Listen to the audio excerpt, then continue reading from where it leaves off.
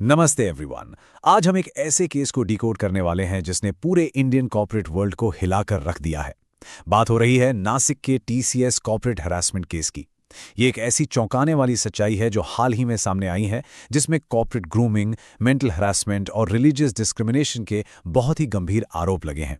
आज हम उपलब्ध सोर्स मटेरियल के बेसिस पर इस पूरी कंट्रोवर्सी की गहराई में जाएंगे और समझेंगे कि आखिर बंद दरवाजों के पीछे चल क्या रहा था।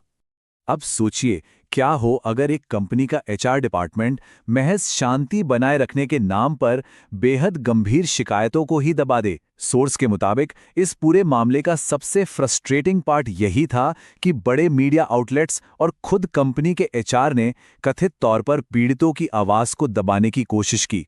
ये सब इसलिए किया गया ताकि पीस बनी रहे या किसी की धार्मिक भावनाएं आहत ना हो।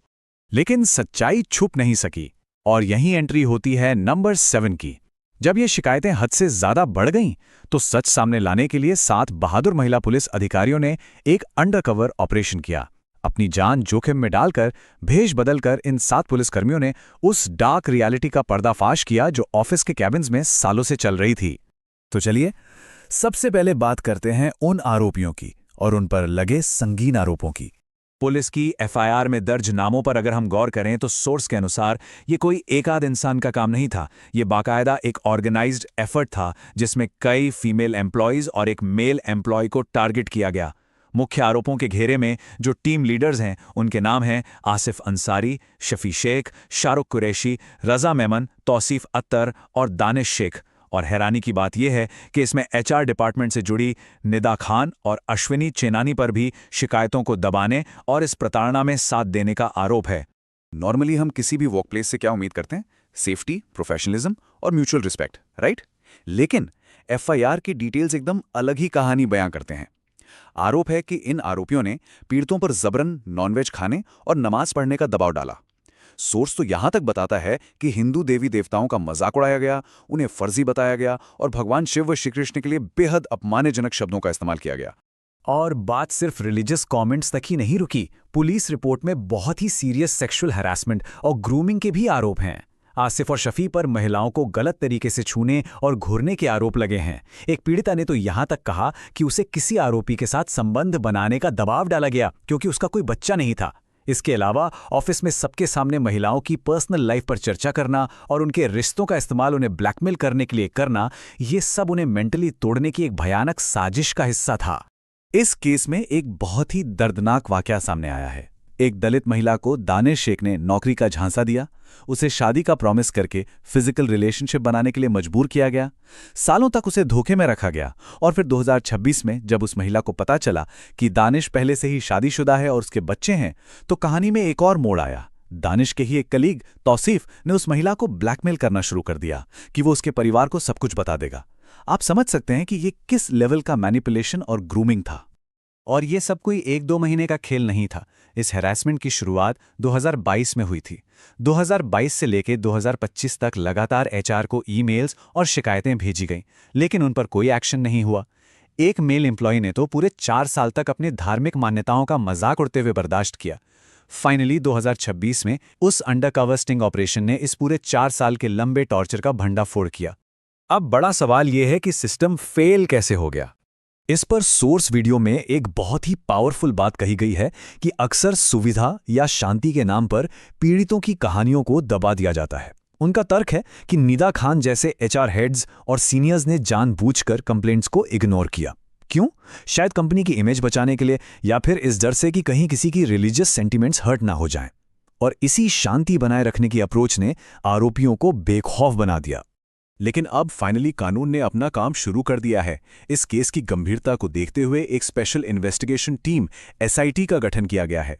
कई एफआईआर दर्ज हो चुकी हैं और अब तो नेशनल इन्वेस्टिगेशन एजेंसी यानी एनआईए भी इसमें इन्वॉल्व हो गई है। इसका सीधा सा मतलब है कि लॉ एनफोर्समेंट इसे सिर्फ कोई रूटीन वर्कप्लेस इशू नहीं मान रहा है, बल्कि एक हाईली सीरियस ऑर्गेनाइज्ड रैकेट की तरह ट्रीट कर रहा है।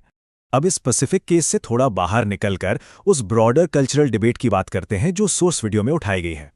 वीडियो क्रिएटर का एक बहुत ही स्ट्रांग ओपिनियन है। उनका कहना है, हमारे खुले विचारों को हमारी कमजोरी मान लिया जाता है। वो तर्क देते हैं कि मेजॉरिटी कम्युनिटी की जो टॉलरेंस है, जो सख्त धार्मिक नियमों का अभाव है, उसी का फायदा उठा के इस तरह के ऑर्गेनाइज्ड हमले किए जाते हैं। उनका मानना है कि इस ओपन माइंडेडनेस ने ही उन्हें वल्नरेबल बना दिया है। यहाँ सोर्स समाज के खास वर्ग, जिन्हें वो इंटेलेक्चुअल्स और लेफ्टिस्ट कहते हैं, उनकी भी कड़ी आलोचना करता है। वीडियो में उनके कथित दोहरे मापदंडों पर फ्रस्ट्रेशन जाहिर की गई है। उनका तर्क है कि जब ऐसे क्राइम्स मेजॉरिटी के खिलाफ होते हैं तो अक्सर उन्हें प्रोपोगेंडा कहकर खारिज कर दिया जाता है, लेकिन अगर यही बात माइनॉरिटीज पर आए तो तुरंत डिफेंस शुरू हो जाता है। ये पॉइंट मीडिया और सोसाइटी के एक हिस्से को लेकर उनके गहरे असंतोष को दिखाता है। आरोपियों ने जो अपमानजनक बातें कहीं, उनका स्ट्रॉन्ग काउंटर करते हुए सोर्स वीडियो ने शिवलिंग का असली और गहरा अर्थ भी समझाया है। उन्होंने बताया कि शिवलिंग कोई साधारण प्रतीक नहीं, बल्कि शिव यानी पौरुष और शक्ति यानी स्त्रीत्व का एक डिवाइन कॉम्बिनेशन है। ये जीवन और सृष्टि का उत्सव है। क्रिएटर का मेन मैसेज ये है कि अगर हमें अपनी संस्कृति और अपनी जड़ों की सही समझ हो तो कोई भी बाहरी इंसान हम पर इस तरह के चीप कमेंट्स करके हमें नीचा नहीं दिखा सकता। तो इस सब से निपटने का रास्ता क्या है?